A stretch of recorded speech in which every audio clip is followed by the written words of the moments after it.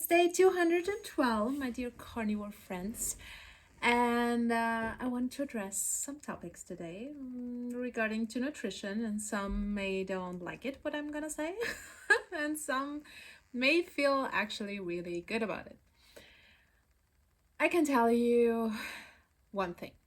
My mom was very much always a meat eater, butter. These were her favorite foods. I would say she was never a sugar addicted person. And since I'm carnivore, she's just more aware of what she's eating, and she's eating even more meat. And she reduced the carbs she usually had, but she's still adding them. But she sees now when a lot of carbs or certain carbs are not fitting her very well. And she looks amazing. She really does. Her skin is picture perfect. Most people think she's my sister. Most people think she's even younger than I. So that's concerning. No, but honestly, I sent a friend, my work colleague who sees me every day, I sent her a picture of my mom, doing some funny stuff in the house. And she was like, "Oh yeah, it's so cool that you do that because I do that too." And I said, "It's not me in the picture, it's my mom." And she said, "No, it's not." I said, "Yeah, it's my mom." She said, "Oh my gosh, she looks exactly like you."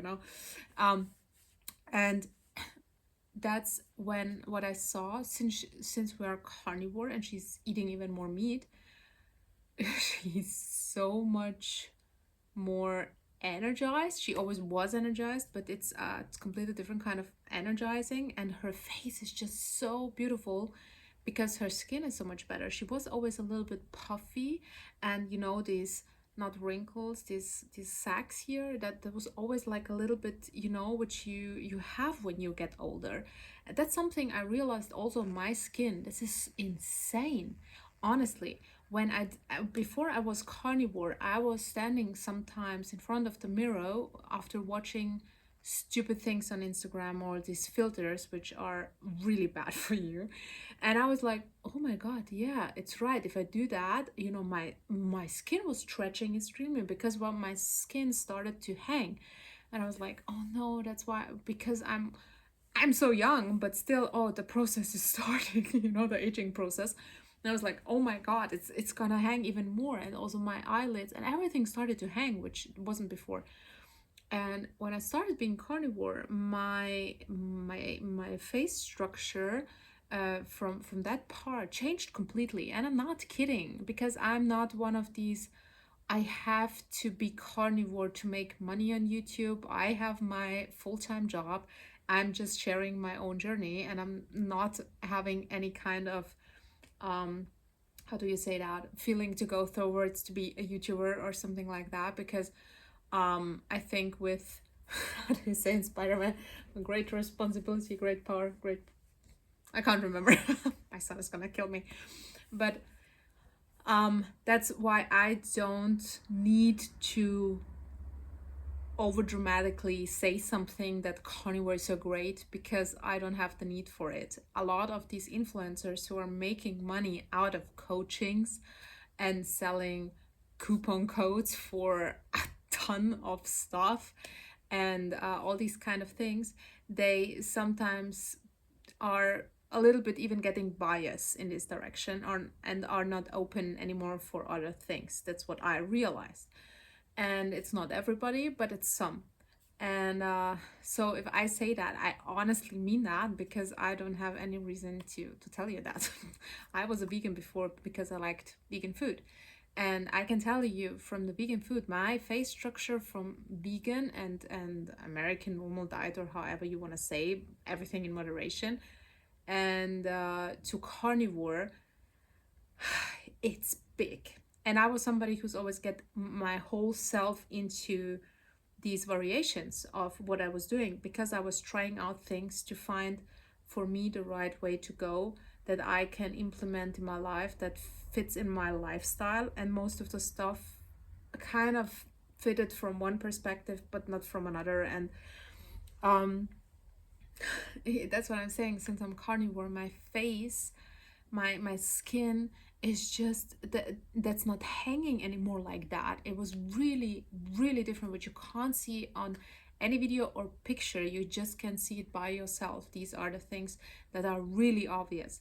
So the skin part is something that I can swear to you honestly on that, because when my son came and he was eating chocolate or sweet stuff or carbs, he had started having like don't know the English word for it, but like acne all over his face. It was so bad. His nose looked so bad in here.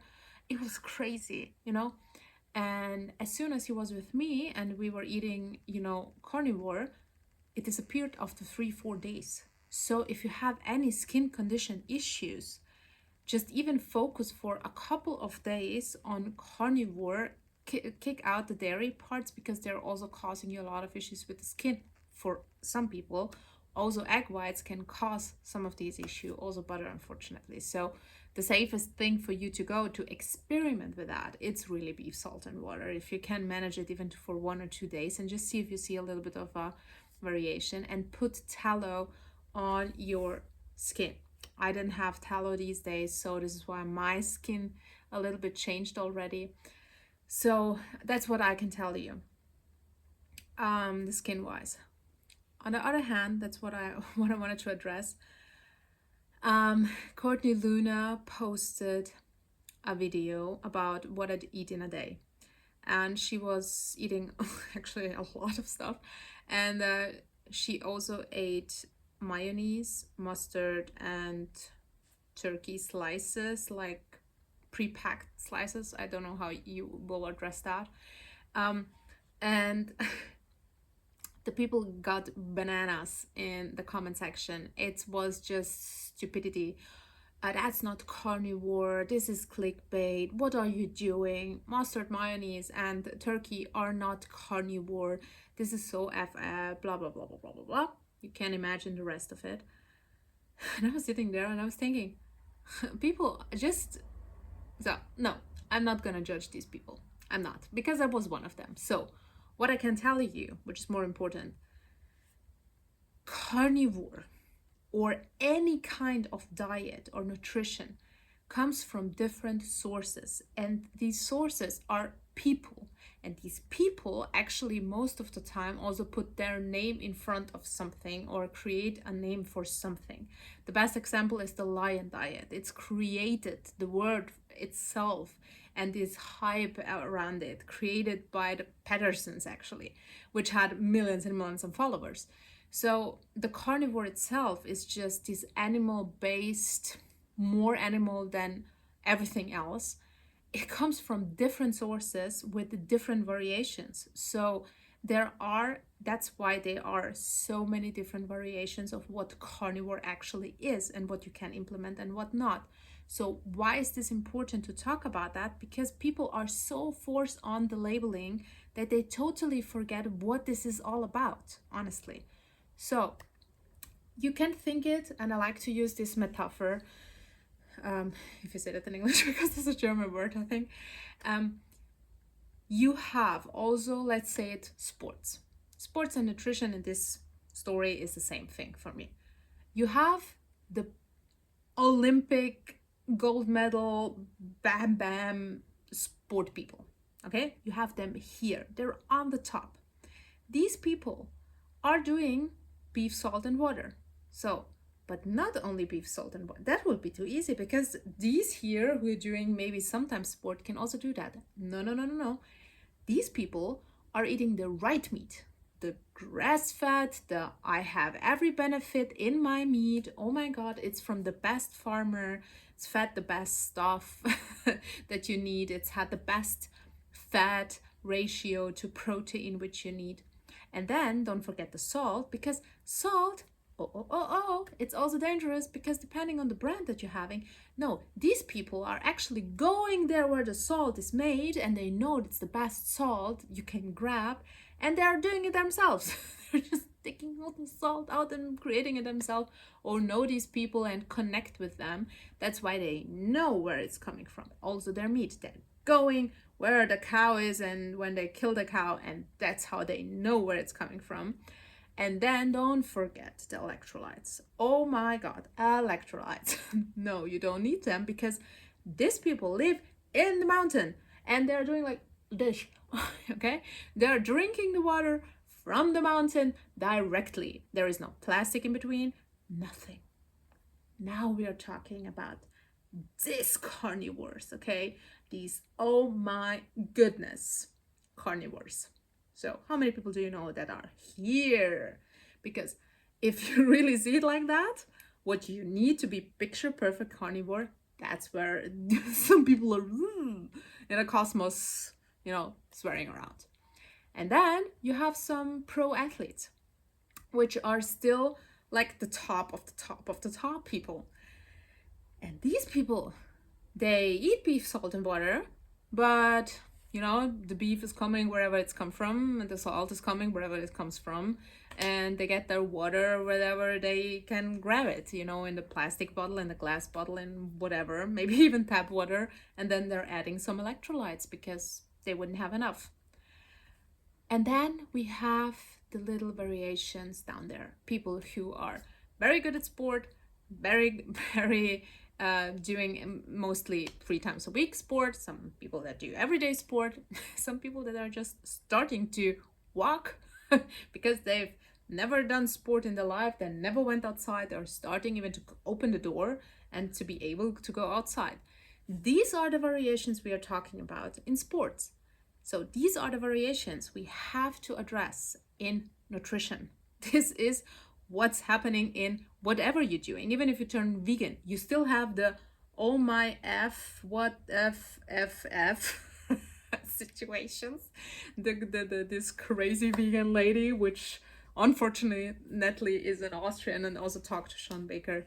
It's just I wouldn't give her a platform ever.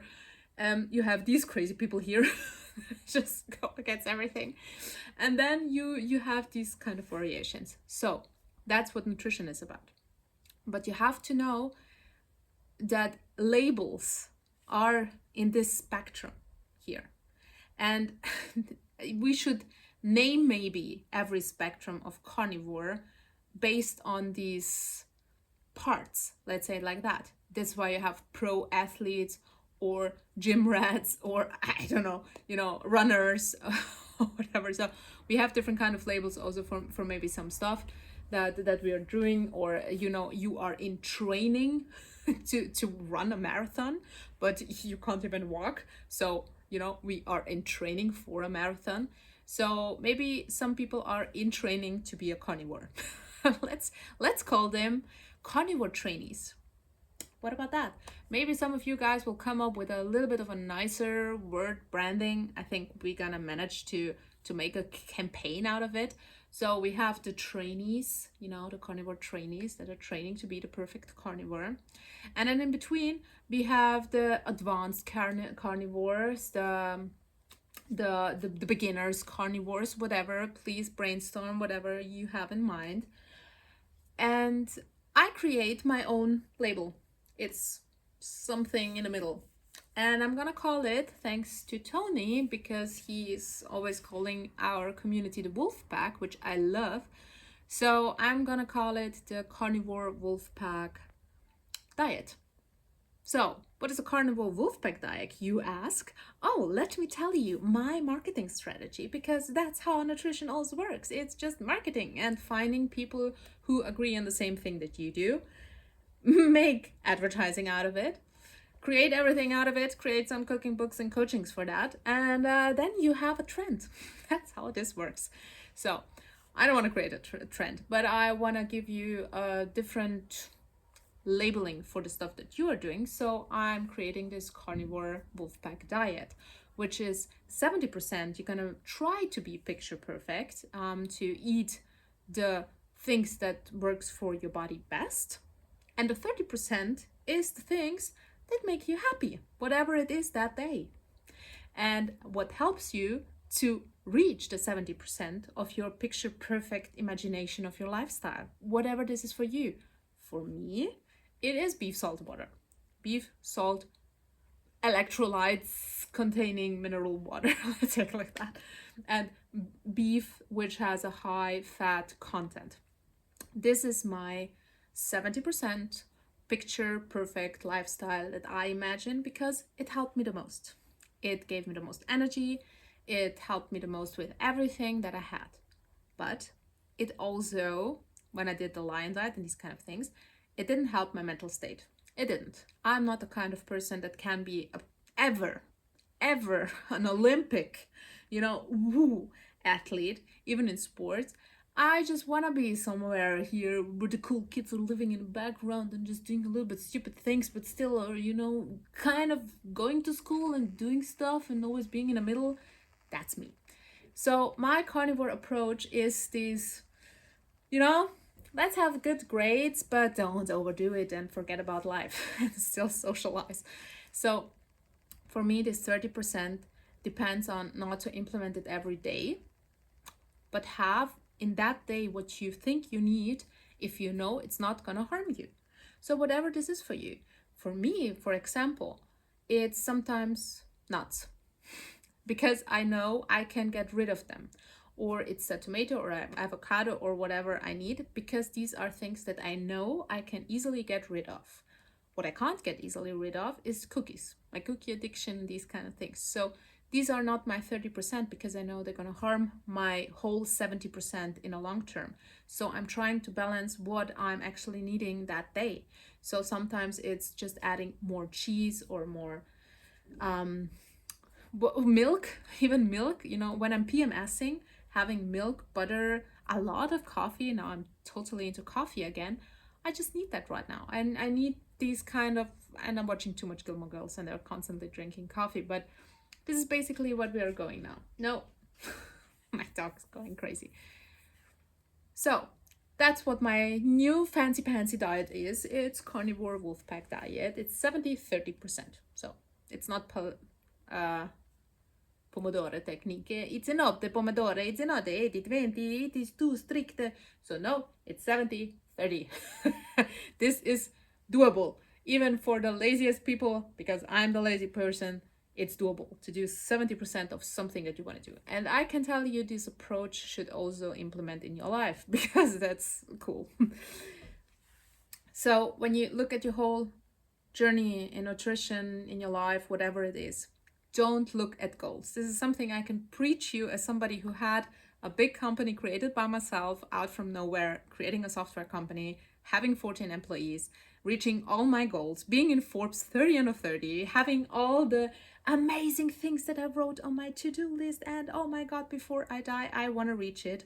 I reached it, not as Ivy Wolf. This is an artist name, as I said, because my dad's still in politics and also my company is very serious, so I'm trying to keep them away from my channel. But these things I did in my life, they did not make me happy. I just check all the boxes and I reached all my goals and I did everything that all the amazing books are telling me to do and Atomic Habits and blah, blah, blah, blah. And I was sitting there and I was like, I did everything. I reached everything. I'm having the perfect life and I'm so unhappy. So damn unhappy. And that's when I realized you just should not have goals. Because if you reach your goals, you need more goals. And that's always bigger goals. And people telling you that successful people work that way, it's not really true. It's about they're doing something they're passionate about. So they're not sitting there the whole day and making some goal plans. I would really like to see that. But they're doing something they're passionate about. So I can tell you what you have to imagine is not a goal, it's a lifestyle. What is the lifestyle and the feeling you want to have with this lifestyle when you do something? That's how you should perceive life. If for me, personally, I can tell you that also from a work perspective. I got into my company and I looked at one of the most boring things you can do in life. It's infrastructure, IT. It's just stupid boxes with stupid cables, which are doing amazing things, but you can't see them because it's happening inside. And I was looking at it and I was like, oh my God, it's so freaking boring. And I just tried to, and I'm good at everything that I'm doing, but I tried to imagine what I really want my life to be and the feeling and the lifestyle when I go into the company and see my coworkers and everybody, how I want them to look at me, at my work, what feeling do I like to create in them. And for me it was to have them see infrastructure through a different light, which is more understandable because most people don't get it. Why these big boxes just cost that much? So why not change the perspective on some things that I work that I can change? So I started creating just my own workspace with my creativity, and I started just moving all the people into a direction that I wanted them to be, because that's what I want the situation to be. So I convinced a lot of people to start being happy, damn it. Just by me going in there and telling them, you know what? I'm giving you so many solutions and you are already crappy about it. So you have two opportunities here. You can start to see your life differently because I'm here. I'm in much pain. I shouldn't even be here. And I moved my ass to get to you guys because I know that what we are doing is a cool stuff and we can create this team to be amazing and to really create something that is more fun than what's happening right now. Or you can give up and then please just quit. Because I'm done. I'm done being the happy person and trying to convince everybody and just, giving all the solutions. But you can be with me, or you just go, find something that you're passionate about it, because you are really just putting everybody into misery. And everybody started to change. And they're starting to change their perspective. And I said, find a way to make your work life what you love. And for example, my coworker just loves to make memes. So he used our Copilot license we have in AI to create memes. And I created a SharePoint site where I can just use my creativity also for our team. And he can post his memes there just for us to every day to have a little bit of fun. And this has nothing to do with our work, nothing. But you can create even the most boring or most black and white situation with a little bit of sprinkles of colors if you just change your perspective and just think about the feeling you want to have when you enter your home, when you see your wife, your husband, your children. What is the feeling that you want to have? For me, it was having my son here, and I don't want them and us to watch TV all day or play video games or something. I wanted to create a space where we can snuggle in and have a little bit of a cozy time with some warm pillows and everything, and just read books. So that's how I'm creating this whole space. I'm putting books everywhere. I put out the TV. I put it into another apartment. I'm creating this cozy space, and I'm trying now to do, everything that seems cozy. And this is when I come in and then I see my son just sitting there and reading a physics book. Physics manga, amazing books. By the way, I have to show you these books. They're amazing. Also database physics, amazing.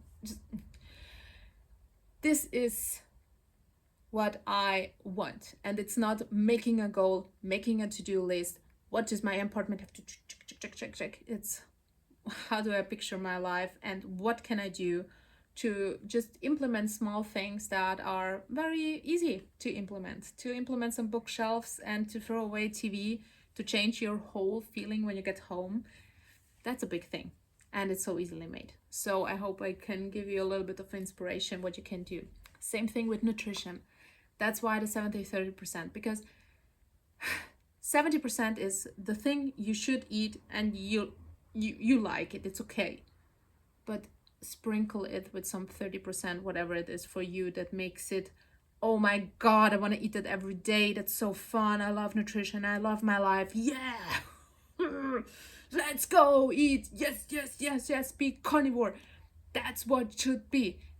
Just having fun with your food. Whatever this is, have fun with your food. So we're going to say it together. Have fun with your food. Have fun with your food. Okay. So please enjoy life to the fullest. Stop doing lists, because I'm a list person and even I stopped doing lists, and since then I'm a little bit happier. Yeah, a little bit, I would say, because I don't have to check everything and lose control. That's also something I realized today with my coworker and my mom and Luca and me. A lot of people are control freaks and they don't want to give control because they're especially when we're getting older, we are really in our ways, and as soon as somebody else gets control, we know that we are losing it, or we feel uncomfortable.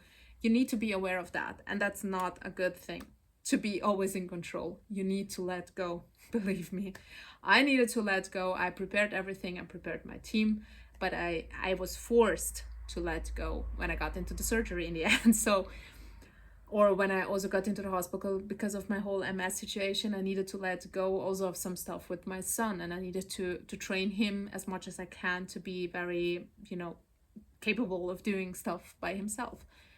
And as more as you let go, you should see the good things in that. You should really should. You should see the amazing things that you are creating with other people to make them feel good about themselves, because then they can do it, they can create it. So I hope I could give some inspiration to some of you, and I'm so happy to have you little wolf packs here and so happy to have all your inspirational go-to things that you love to do and you like to do, and whatever it is, I'm really happy to read about it. And yeah, just one quick update about my apartment. I think I'm gonna post a picture on Instagram, so you have not to follow me, you can just look it up secretly. But I'm gonna post a picture of how it looked like before. Yeah, I have one. And how it looks like now, because all the people who got away the trash outside, now everything is gone. It's still a mess, but we are getting there. We are getting there. And my mom got rid of these stupid stairs, which was heavily, she was so funny doing it. Maybe I will do a reel showing you that, because it's really hilarious. And yeah, so I have to plan kitchens and create stuff, because everything is too expensive. So I need to figure out new ways how to do it, because I don't want to spend money on this. I want to learn it by myself, but I can't physically do much still because of the surgery, and I feel a little bit the last couple of days. But I was so angry with a lot of things, so I just ripped apart my pool, which is this, this pool which you just put up, which is actually not that cheap, not that quite of expensive, but it was there for 3-4 years. And because of the rain, like everything was full and we couldn't get it out, and my mom was constantly working on that, and I was so done. I lost it. I just took a knife and ripped everything apart, and I was just kicking stuff. I was just screaming outside, and then I just ripped everything apart and then throw everything into the trash. So I'm really focused on my minimalizing my stuff. And yeah, as I said, Marie Kondo was my personal guru before she went famous on Netflix. I read her first manga, anime. Is it manga or people who like the difference, they're gonna kill me, but I think it's a manga. And I still love to read it occasionally, because it's so much fun, and it just gives you these moments of, oh, I want to clean something up, I want to do something in my to sort something out. And I minimalized, as I said. Basically now I'm at 80% that I did throw out, as it's only one apartment left with stuff, or one room left with stuff, that I have to figure out how to get rid of it. But still, my body is still changing all the time, so that's why I have a little bit more stuff. And that's it. That's the update, my loves. And I'm looking forward to hear from you and read hopefully your ideas and your inspirational life. How do you imagine your life? How should it feel like? Tell me that. I really want to read some other person's perspectives on that. How you imagine when you go into work, how does it feel when you come home? How does it feel? How do the people surround you should feel or look at you? That's what I would love to know. So let me know that, and see you hopefully tomorrow if I can manage to have some time to do this video. Bye.